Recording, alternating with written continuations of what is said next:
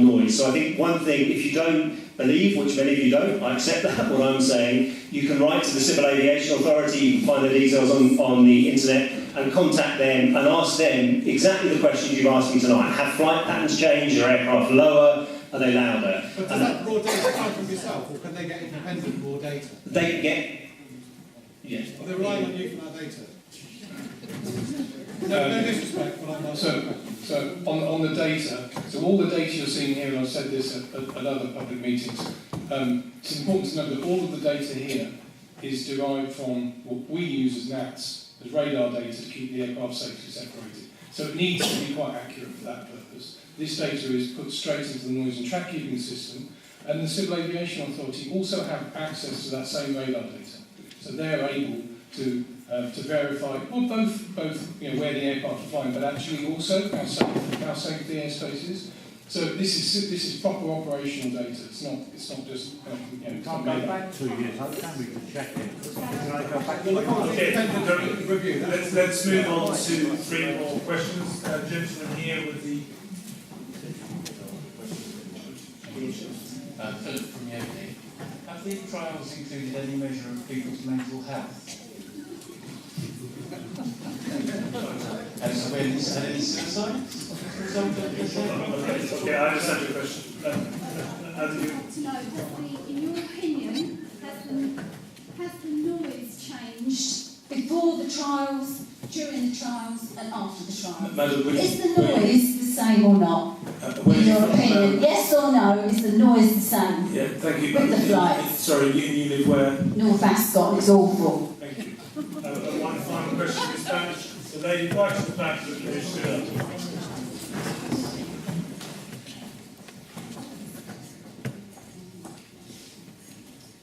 I live in Crowthorne and have done for the past 30 years. I'm sure we've had plenty of easterly winds during that time. But for the last, I would say it's longer than 18 months, I would say it's approaching 2 years. The volume of air traffic, whether it's inbound or outbound, and I suspect most of it's inbound, has increased dramatically. And I share what the gentleman from Binfield said. It is impossible, there has been this past summer, to sit in the garden. I work from home a lot of the time, and I can see the flights. I understand what you're saying, and I'm sure you're delivering your message with the best of intentions. But I can only go on what my eyes and ears tell me. And not only are we getting a huge volume of flights, they're going in all sorts of directions across the sky, which we've never seen before. So none of us here can understand how anybody can say the flight paths have not changed. And I would be more than happy to offer my home as a monitoring point if that is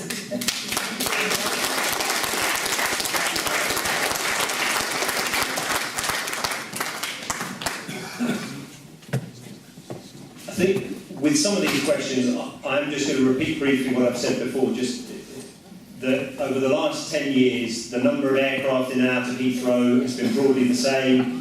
The routes that they're following and the heights have been the same. But I think picking up on the point earlier, I can stand here and say that. I absolutely believe it because I've gone through all of this, and I will respond to the question about where I live because it is relevant to this as well. But it's clear that me standing up here and saying that isn't enough, so I think I would encourage anyone who's got questions about your specific area to write to the CAA and ask them the same question. We're also thinking what else we could do by way of an independent process, perhaps run by someone from completely outside the aviation industry who could look at this information as well, because it's clear that we do need to do more to build trust and build confidence in the information we're providing. But I'm afraid all I can do here today is provide you with the information we've got. And I would really just stress what Ian said. NATS run the busiest or second busiest piece of airspace in the world. New York or us are one of the busiest, and they do it extremely safely. So the data that they use to keep aircraft safe is exactly the same as we use to provide information on routes and heights. I can only just reiterate that. At the expense of our environment. So there was a question. I will just answer the questions I've been asked, rather than because if I respond to everyone who's asking questions, we may lose the process. Let me just say, as a lead into the next question about have things changed, so I'm not going to tell you exactly where I live, because I have to say these trials have aroused stronger feelings than we were expecting, but I can tell you, I'll give you a broad area, because it's very relevant actually to what we're showing here. So I live to the north of Reading, and I would live in a pretty similar area to, we're under easterly arrivals, so the route that you can see here coming around, there's a very similar route to the north of Reading, which loops round and comes into the airport. So when we're on easterly operations, I notice aircraft arriving. They come right over my house. They're typically at 5,500 feet. And it's absolutely right that since the 12th of November, we've had a number of days on easterly operations. So I do, to the question that was asked, for those of you that live in the between here and Sandhurst area, I will have a very similar experience of easterly arrival noise to you. I would say as well, I moved into that area 6 years ago now, and the flight patterns in that period have been exactly the same. When we're on easterly operations, same numbers of aircraft, same heights. That's not a Heathrow view, that's simply my view as a resident in the area. I've been in Binfield 6 years, believe me, it's changed. Right, sir. Please, sir. There was... I just wanted to respond on your question about North Ascot. So I'm an acoustician. I deal in aircraft noise, and I've been doing that for around 20 years. So rather than talk about North Ascot, I'm going to talk about the physics. And it's quite simply that things will have been different during the trial, because the aeroplanes were much closer to your house. Before the trial and after the trial, they're the same. So what the data shows is that they're broadly the same, and it comes down to the distance. They're not. I can see them out my window, very low.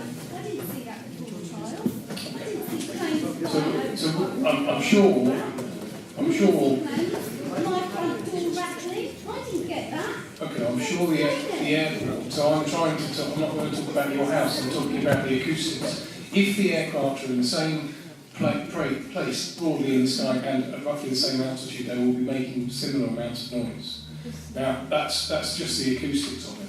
So the airport supplied data that shows that they seem to be in roughly the same place pre and post trial. Right, so they're lying, basically. They're lying. So it's a lie. So the radar data that they're presenting is the data. Who's lying then? Okay, I'm talking about the engineering, the acoustics. Right, so please, sir, let him try and answer. I know you don't. I understand you don't like the answer, sir. I understand you don't like the answer, but please listen. I'm not saying that I'm not denying your perception of that. All I'm saying is, from an engineering perspective, from an acoustics perspective, if the aircraft are in the same place in the sky and roughly the same altitude, the aircraft are still the same pre and post trial. The noise level from an acoustic perspective will not be any different. No, I understand.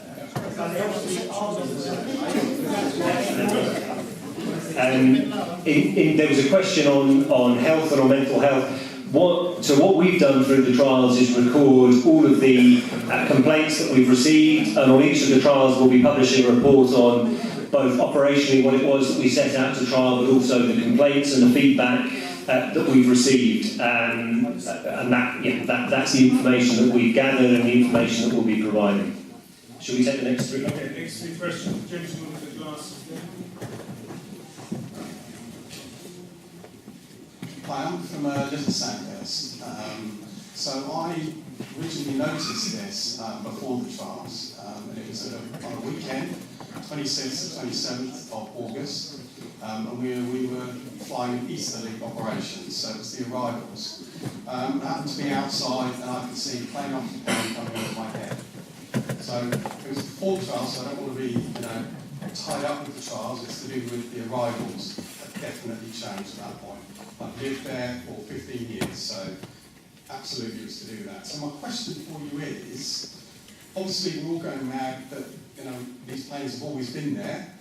My question is, you operate a 3-degree decline to the runways. And it was interesting that you said that they were at 5,000 feet at Reading. Why then are they at 4,000 feet at Sandhurst? Now, they're actually 4,000 to 6,000. None of them are going at what they should be, which is about 8,500 feet overheads. That's what they should be if you do 3 degrees. Okay. And that's only it. And that's only it. They do a normal flight path, coming around just before it. Okay, so the lady, Madam, you've had quite a lot to say this evening, which I respect, but the lady over here hasn't said anything. Hi, I'm from Ascot. You say the trials were to move from land-based navigation to satellite-based. I spoke to a pilot recently who said that actually they're now flying by GPS and no longer by beacons. So has that actually happened? The trials, so he said that happened since the end of the trials. Okay, and one final question, gentleman in the aisle up here.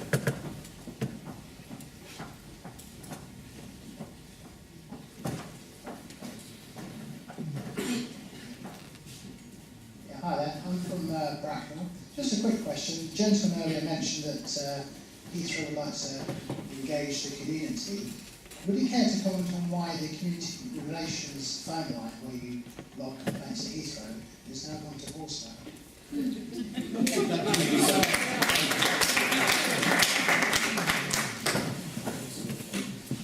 Dan Ray, do you want to explain the levels of descent? Can you see the circle? The circle is the stack. The stack is something called a minimum stack level you're allowed to be at. So the lowest they're allowed to be in there is normally flight level 70, call that 7,000 feet. Normally we'll take them off before that if we can. We'll bring them round, we'll integrate with them from the other 4 stacks around the rest of the airfield, or the other 3 stacks all together. So when they're coming over where it says arrivals, and then through the big circle, and then turning around onto the corner, they should be somewhere between 10,000 feet and 5,000 feet to the first circle.